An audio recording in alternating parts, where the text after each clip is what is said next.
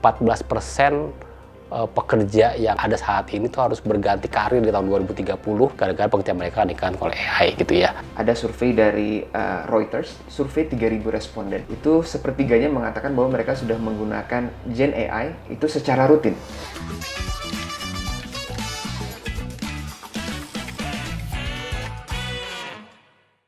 Salam sejahtera bagi kita semua. Menyelusuri senja di Jalan Malioboro, terkenang Dinda yang telah lama pergi. Halo semua, saya Wisnu Nugroho. Selamat berjumpa di Tech Talk kali ini. Sebuah acara yang kami rancang untuk memberikan insight menarik terhadap tren teknologi maupun juga tren produk di dunia digital gitu ya. Jadi tujuan dari acara ini adalah kami ingin memberikan insight menarik bagi Anda IT profesional agar dapat melihat apa yang terjadi di dunia digital saat ini. Nah, untuk Tech Talk kali ini kita akan membahas tema yang terbilang menarik nih ya, yaitu masa depan pekerjaan di era AI gitu ya. Karena mungkin seperti kita telah rasakan bersama gitu ya, bagaimana perkembangan AI saat ini sudah demikian pesat gitu ya. Mungkin itu yang menyebabkan mengapa banyak lembaga yang memprediksi ke depan nih masa depan pekerjaan akan terganggu gitu ya, karena ada perubahan besar gitu ya. Kalau salah McKinsey menyebut bahwa 14% pekerja yang ada saat ini tuh harus berganti karir di tahun 2030 gara-gara pekerjaan mereka digantikan oleh AI gitu ya. Apa yang perlu kita persiapkan? Saya hari ini mengundang Mas Giri Suhadi. Beliau adalah Head of Indonesia Market dari Udemy. Kita tahu Udemy adalah sebuah platform belajar online yang memiliki ratusan ribu pelajaran dan juga sampai 62 juta pelajar ya, termasuk saya termasuk pelanggan Udemy.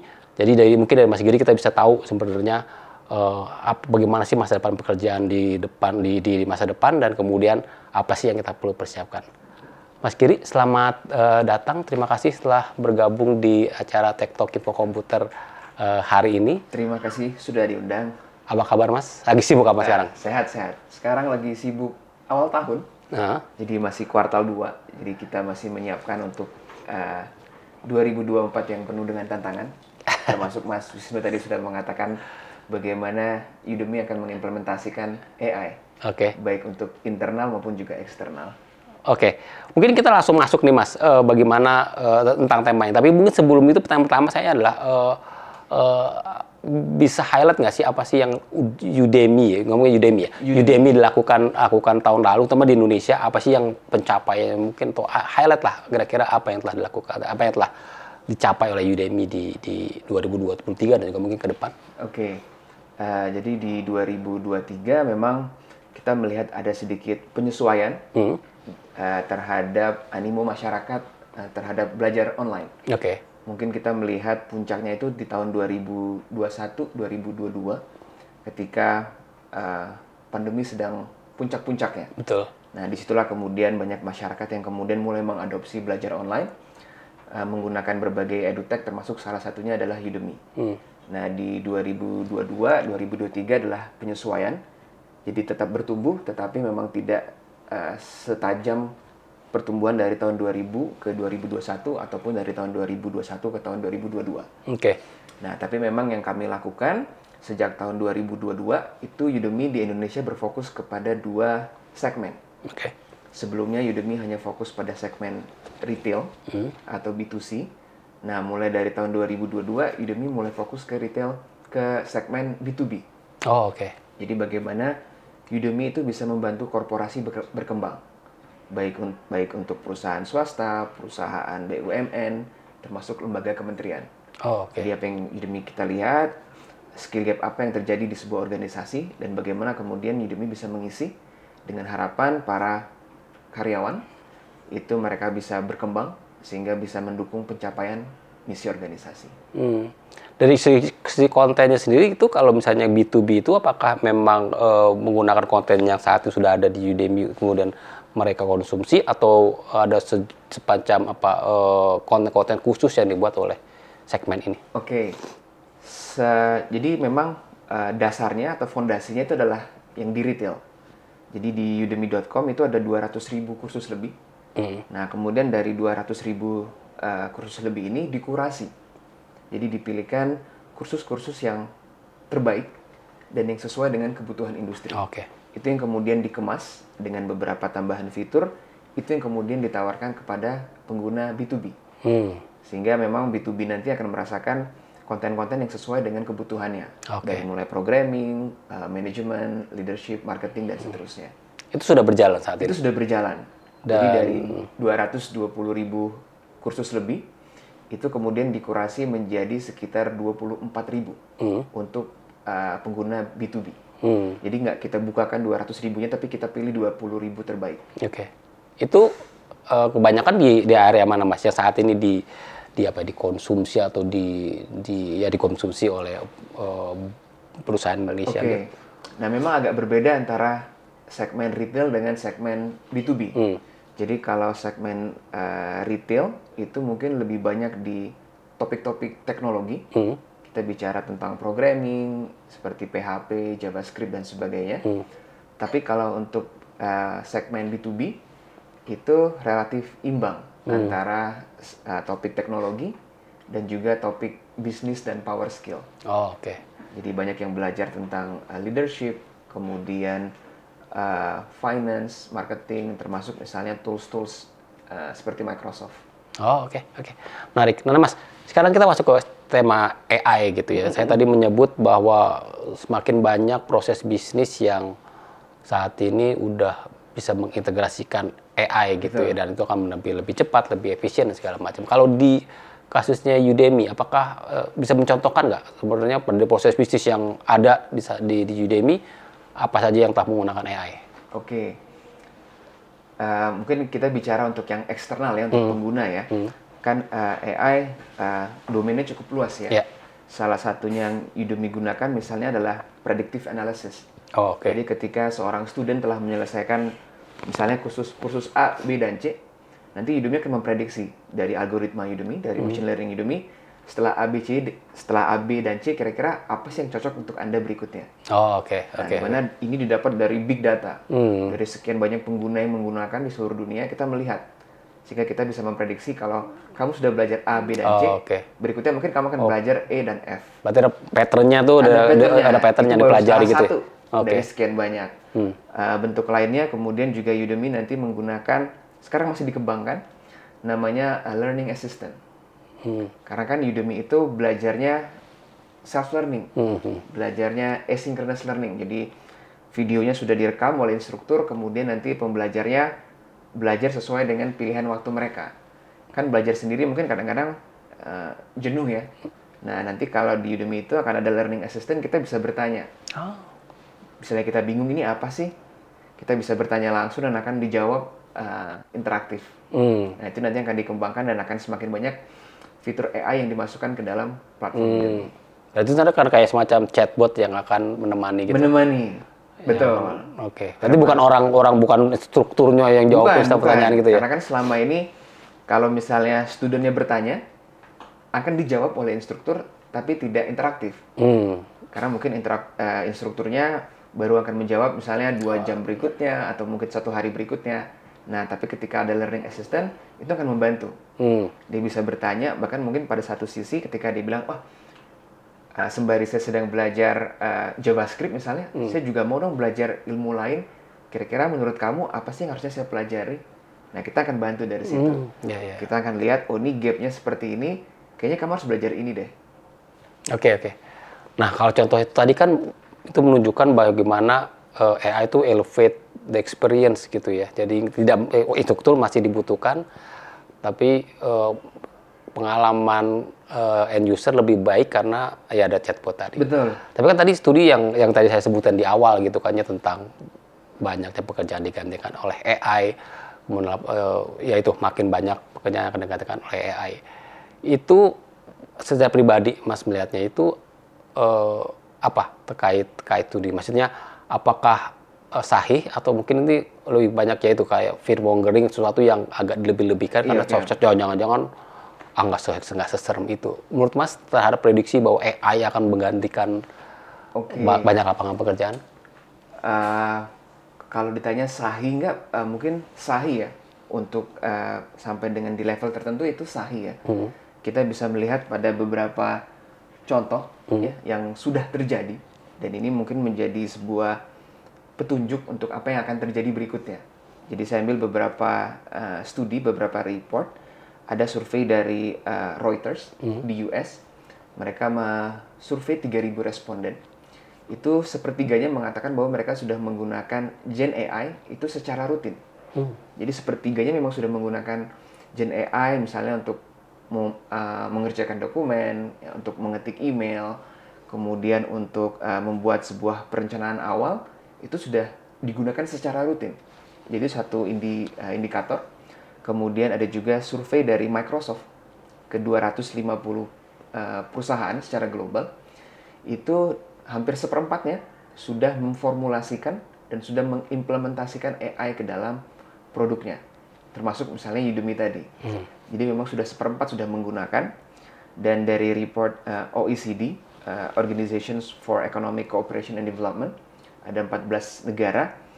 Kalau kita melihat dari jumlah lowongan pekerjaan yang terkait dengan AI, itu dari tahun 2019 ke 2022, itu naik 33%. Apalagi kalau kita bandingkan sampai dengan tahun sekarang ya, mungkin akan lebih signifikan. Jadi itu adalah sebuah indikator yang sudah terjadi, yang bisa menunjukkan bahwa memang ada sebuah perubahan besar ke depannya. Ini yang kemudian melahirkan beberapa prediksi, ya, beberapa kemungkinan yang mungkin terjadi di masa yang akan datang.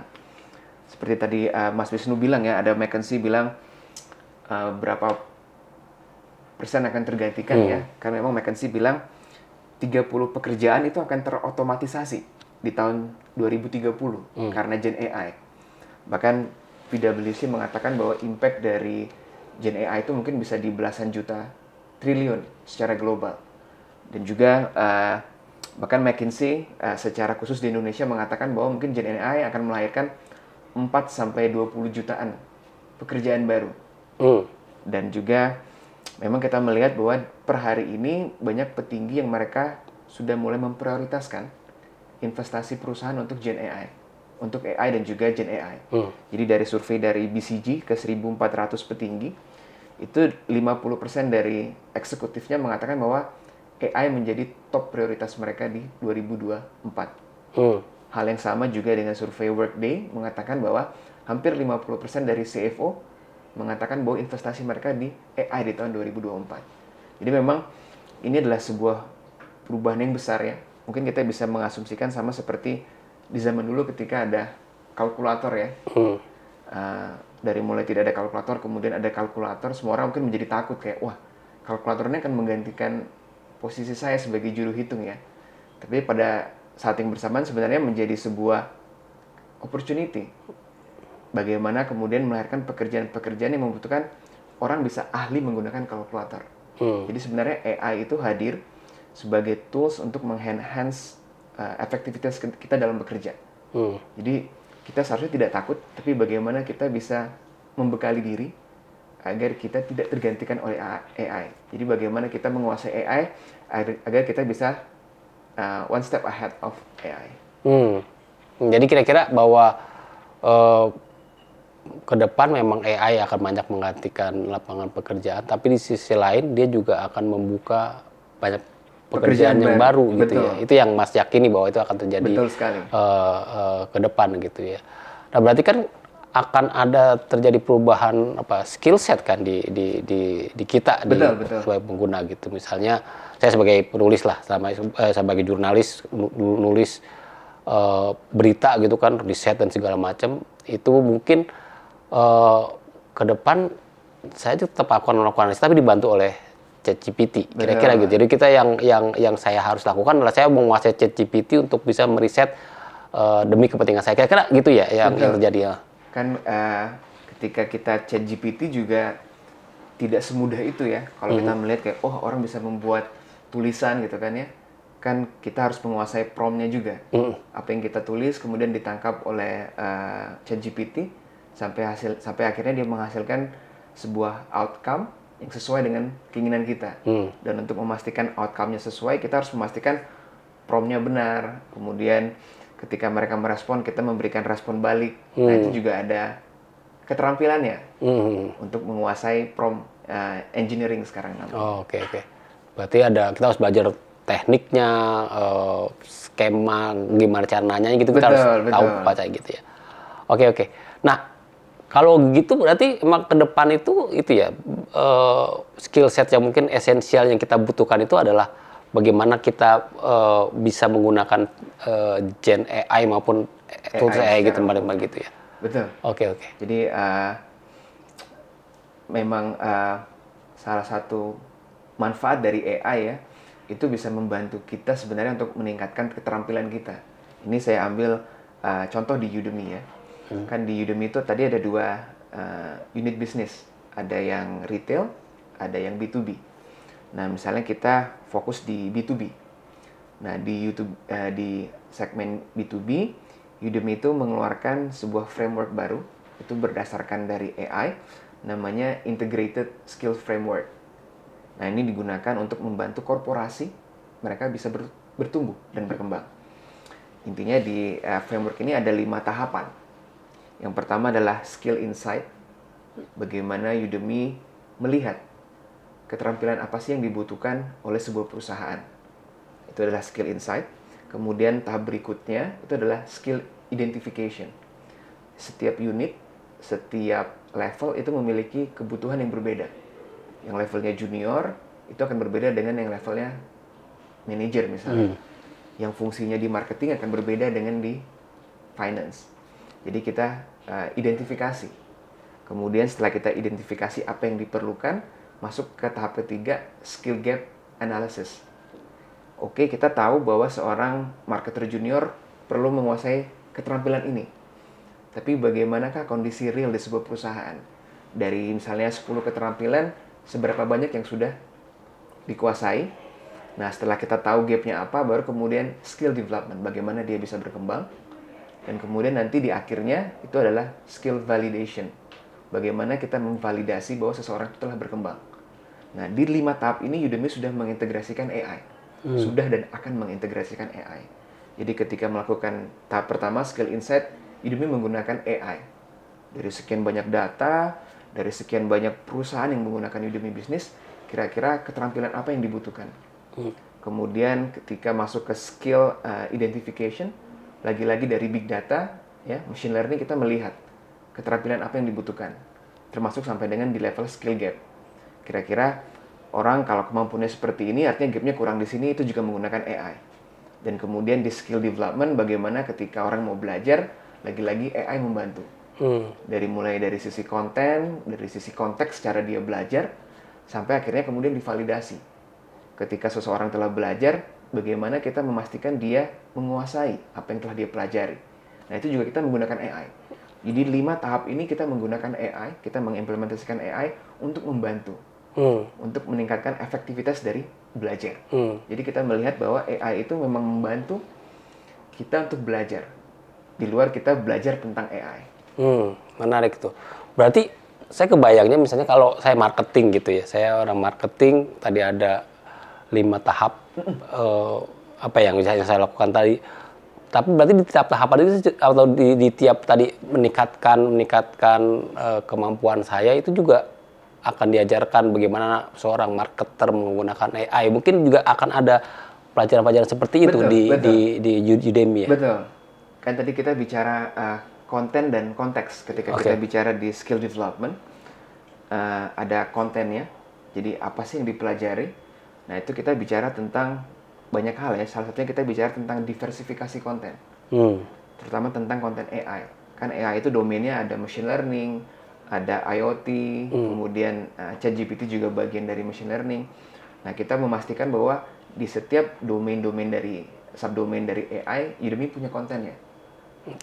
Dengan kedalaman yang berbeda, kemudian dengan fungsi yang berbeda. Karena mungkin kebutuhan ChatGPT untuk marketers berbeda dengan kebutuhan ChatGPT untuk orang yang ada di tim finance. Dan mungkin akan berbeda juga dengan orang yang kebutuhannya di operation. Nah, Udemy menyediakan konten tersebut dengan berbagai topik, dengan berbagai kedalaman, dengan berbagai bahasa. Termasuk ada juga kursus berbahasa Indonesia. Jadi kalau kita mau pengen belajar AI tapi, aduh, saya nggak nyaman nih belajar bahasa Inggris, dia bisa pilih untuk belajar dengan bahasa lokal. Oke. Nah, itu yang kita lihat sih di level B2B. Nah, sementara kalau kita lihat di level yang retail, ini sebenarnya berlaku untuk berbagai edutech ya. Jadi tidak hanya untuk Udemy sebenarnya, tapi untuk edutech yang bermain di ranah B2C atau retail, kita bisa melihat bagaimana personalized learning itu terbantukan karena AI.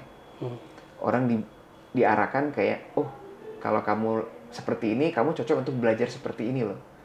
Kalau kamu seperti ini, mungkin ini pilihan kursus yang cocok untuk kamu berdasarkan data-data yang ada. Termasuk tadi ketika dia sudah mulai belajar, ada learning assistant, kemudian ada kayak 24/7 tutor, dia bisa bertanya kapan saja, sampai dengan di level misalnya assessment. Di beberapa edutech bahasa misalnya, kita bisa belajar nih, ketika kita belajar misalnya bahasa Korea, kita bisa belajar speaking. Jadi kita ngomong, kemudian nanti dari platform tuh mereka akan respon. Pronunciation kamu atau cara pengucapan kamu itu belum tepat. Seperti ini loh. Nah, jadi bagaimana kemudian AI itu sudah digunakan sampai dengan level di situ, membantu kita bisa belajar dengan lebih efektif. Menarik. Tadi Udemy kan udah menyiapkan platform untuk belajar, kontennya udah disiapkan, metodologinya juga udah tersedia lah kurang lebih seperti itu. Tapi kan saya sebagai orang yang juga belajar Udemy, beli beberapa kelas gitu ya. Ada kelas yang saya selesai, ya ada kelas yang selesai. Saya sekarang ya After Effects saya lumayan lah bisa. Tapi ada kelas yang nggak selesai karena kayaknya berasa ya kadang-kadang gitu. Bosen, betul. Kayak berasa sendirian, terus kayak ya tergantung mood lah kadang-kadang gitu. Ada tips nggak sih bagaimana sebenarnya orang bagaimana orang meningkatkan skills bagi menggunakan platform-platform seperti itu, gitu ya. Udemy ataupun juga mungkin edutech yang lain. Bagaimana tipsnya tuh supaya ya itu motivasi diri tentu penting, tapi bagaimana tuh bisa menjadi sebuah pola pikir yang saya harus terus belajar gitu, gimana Mas? Mungkin lebih spesifik ke tips tadi ya. Karena kan memang belajar online itu ada berbagai bentuk ya. Betul. Ada yang hybrid, kemudian ada yang synchronous, jadi itu live, misalnya pakai Zoom, tapi waktunya terjadi bersamaan. Atau yang asynchronous kayak Udemy, instrukturnya nge-record, nanti dia upload, studentnya belajar kapan aja. Nah, 3 ini memang perlu pendekatan yang berbeda. Tapi pada satu titik memang tidak semua pembelajaran itu memang bisa tercover oleh asynchronous learning. Ya, ada kalanya memang kita perlu misalnya menghadiri metode belajar yang lain ya, kayak seminar offline. Karena memang setiap orang punya kecenderungan yang berbeda-beda untuk belajar. Karena kebutuhan saya misalnya sama Mas Wisnu berbeda. Preferensi saya belajar mungkin berbeda dengan preferensi Mas Wisnu. Tapi kalau untuk asynchronous yang paling utama memang adalah sebagai dasar itu adalah motivasi sih. Ketika kita mau belajar tapi kemudian tidak punya motivasi, itu rentan untuk tumbang di tengah jalan. Karena kita nggak tahu kenapa kita belajar ya. Tapi kalau misalnya saya belajar karena bulan depan misalnya saya mau tes IELTS, saya harus belajar. Jadi motivasinya jelas, kemudian saya tahu apa yang saya harus tuju. Nah, kadang-kadang orang yang motivasinya nggak begitu jelas, atau misalnya karena dia FOMO ya sekedar ikut-ikutan, akhirnya dia terjebak pada kejenuhan, dia selesai. Nah, tapi motivasi aja kadang-kadang nggak cukup. Nah, itu yang kemudian dibutuhkan planning. Saya ambil kursus yang asynchronous, kursusnya misalnya 10 jam, realistis aja kayak 10 jam ini mau dihabiskan dalam berapa bulan. Misalnya dihabiskan dalam waktu 2 bulan. Kemudian mulai dipilah-pilah, kalau mau 2 bulan, artinya setiap minggu saya harus alokasikan waktu berapa menit. Misalnya setiap minggu 30 menit sampai dengan 1 jam. Kita alokasikan kapan saya mau belajar. Apakah di pagi hari, siang hari, malam hari. Kayak saya suka sekali belajar itu sekitar jam 10 malam. Jadi ketika anak-anak sudah tidur, saya udah ngantuk tuh Mas. Jadi itu teman tidur. Tidur supaya ngantuk ya. Udah ngantuk, jadi udah ngantuk baca nonton itu makin ngantuk gitu kan. Nah, tapi kan setiap orang preferensinya beda-beda. Saya ada temen yang dia suka belajar tuh pagi hari. Pagi hari. Ya, Jadi bangun subuh dia belajar sebelum pergi. Nah, jadi penting untuk kita merencanakan. Dan yang paling penting ketiga adalah bagaimana kita membuat suasana belajar yang cocok untuk kita. Gitu. Jadi jangan sampai misalnya baru mulai belajar yang asynchronous tapi udah mulai dari tidur-tiduran misalnya. Karena nantinya akan tertidur biasanya. Jadi siapkan misalnya ruangan yang memang khusus untuk belajar yang bebas dari distorsi. Gitu. Dan yang paling penting yang mungkin untuk pemula adalah mulai dari kecil-kecil. Mulai dari topik ringan. Misalnya mulai dari 10 menit per hari, nanti bertahap mulai 20 menit per hari dan seterusnya. Mungkin pertanyaan terakhir ya dan mungkin berapa aja sih apa yang kita bicarakan. Nah kan gini, kita lihat perkembangan AI itu kan menjadi sebuah bukti bahwa teknologi itu berkembang dengan pesat. Betul. Gitu ya. Saya sering kali bilang apa yang saya pelajari hari ini jangan-jangan nggak relevan lagi besok gitu. Yes. Jadi kadang-kadang ya udah belajarnya tantar aja gitu. Sebenarnya gimana sih bagaimana menghadapi gitu bahwa kita dituntut tadi untuk berubah, untuk belajar, untuk menambah skill, tapi di sisi lain goal post-nya tuh berubah-berubah gitu. Kira-kira kadang-kadang jago ChatGPT, ternyata besok-besok jago GPT nggak cukup, kita harus gitu. Jadi bagaimana sebenarnya kita mindset kali ya, bagaimana mindset yang tepat gitu untuk hari ini mungkin nggak relevan lagi besok hari, tapi kita harus tetap belajar hari ini. Mungkin saya bagi 2 tahap ya untuk menjawab itu ya Mas. Yang mungkin yang pertama adalah kita mengenali keterampilan apa yang perlu kita kuasai.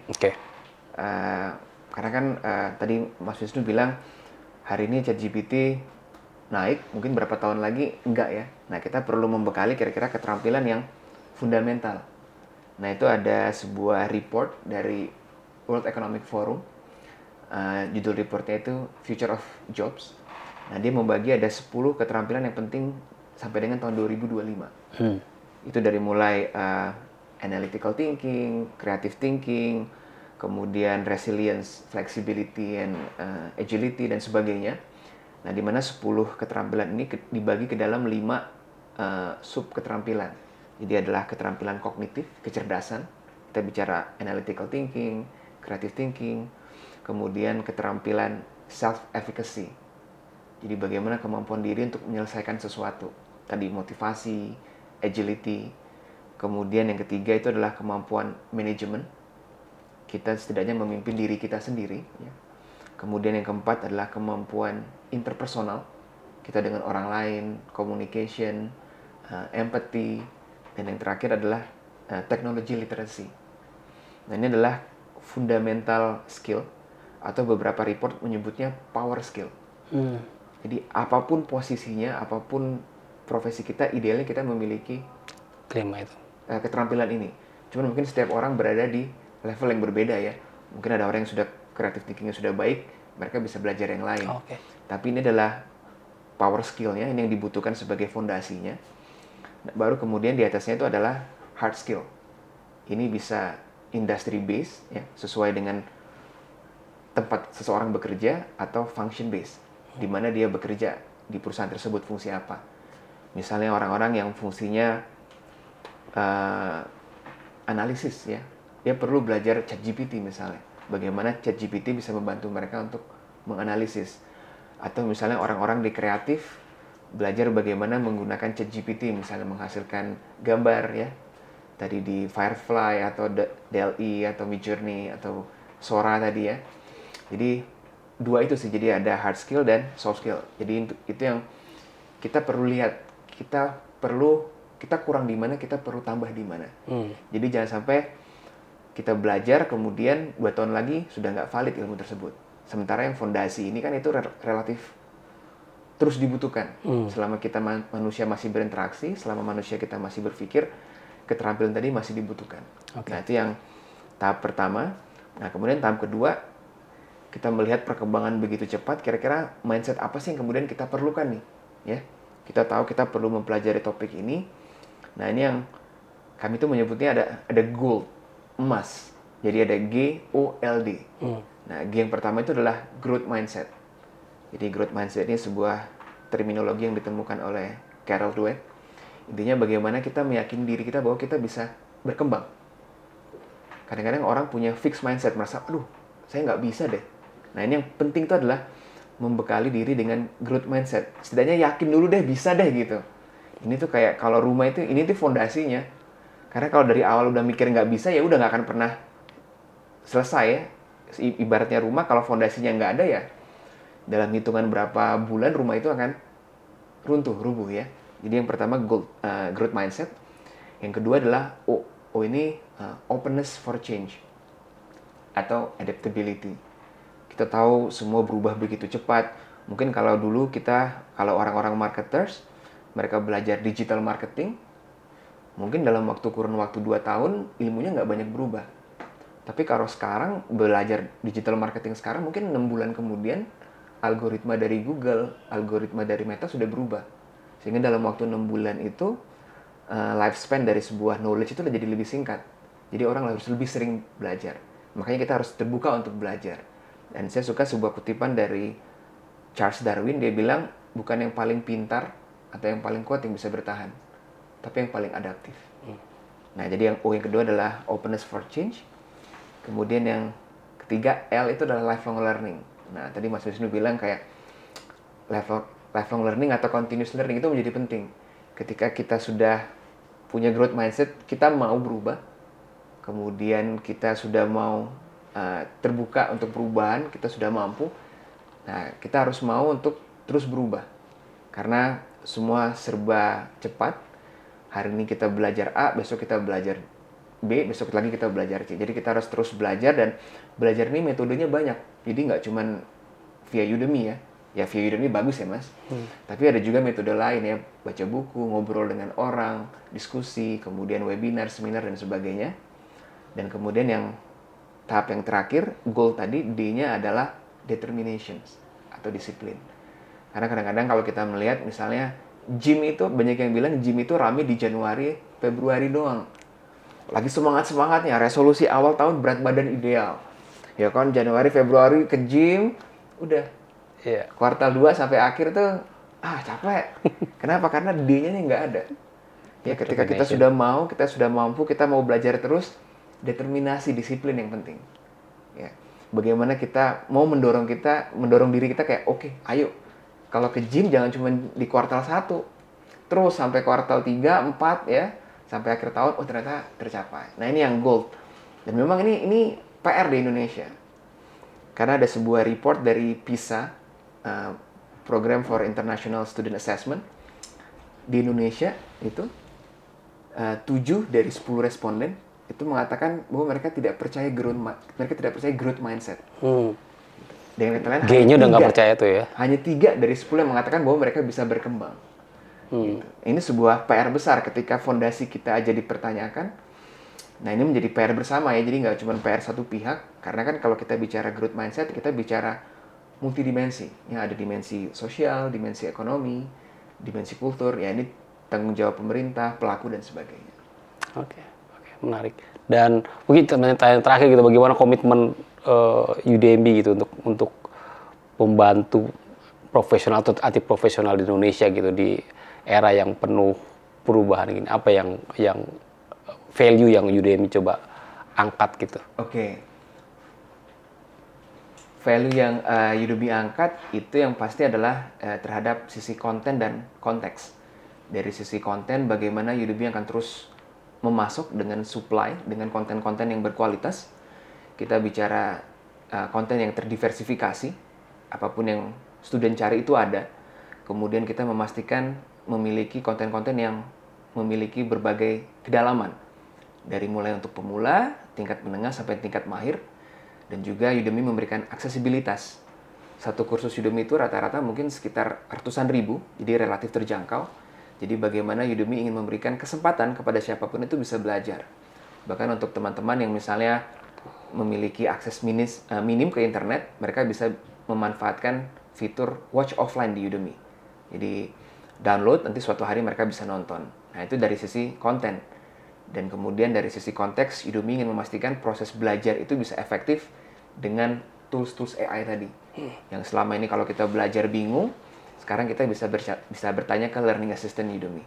Jadi harapannya ketika kontennya ada, konteksnya ada, ini yang kemudian Udemy bisa support. Bagaimana Indonesia bisa menuju ke Indonesia Emas 2045. Amin. Semoga 100 tahun Indonesia kita menjadi negara yang besar, yang makmur rakyatnya, dan juga tadi memiliki kemampuan untuk beradaptasi dengan apapun yang akan terjadi di luar sana. Oke, Mas Giri, terima kasih sekali lagi atas waktunya.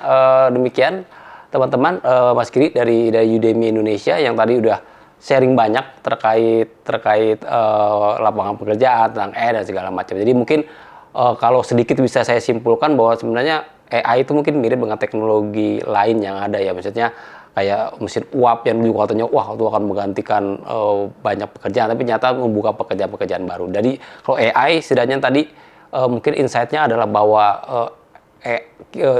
mungkin AI akan menggantikan pekerjaan, tapi juga membuka pekerjaan baru, dan juga penting bagi kita untuk meningkatkan skill set yang terkait dengan AI, karena AI bagaimana sebuah teknologi hanya tools gitu ya, bagaimana cara manfaatnya itu juga menjadi penting gitu ya. Dan bagaimana kita mendapatkan skills yang dibutuhkan di era AI tadi kita harus punya mindset goal tadi ya, yang tadi ada 4 yang disebutkan oleh Mas Giri. Jadi kira-kira kalau kita punya itu, insya Allah kita bisa punya bekal untuk menghadapi perubahan yang terjadi di masa depan.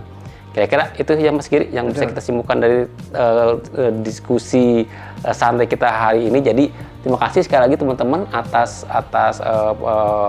atensinya. Semoga kita bisa berjumpa lagi di Tech Talk Info Komputer berikutnya. Dan sebagai Pujaga Galau, saya akan menutup sesi ini dengan pantun. Jika kita memang tak mungkin bersama, semoga abang segera dapat pengganti Dinda. Sampai berjumpa di Info Komputer Tech Talk selanjutnya. Semoga kita selalu sehat dan bahagia. Terima kasih. Wassalamualaikum warahmatullahi wabarakatuh.